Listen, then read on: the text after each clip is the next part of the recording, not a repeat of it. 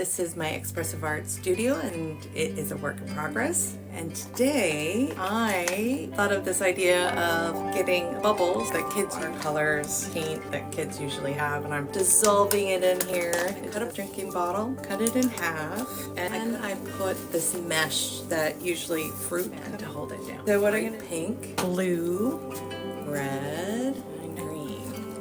I'm gonna try this deep purple because it looks like it could possibly work. So I'm gonna take my bottle here, mix this up a bit more, dipping it in this bottle in here.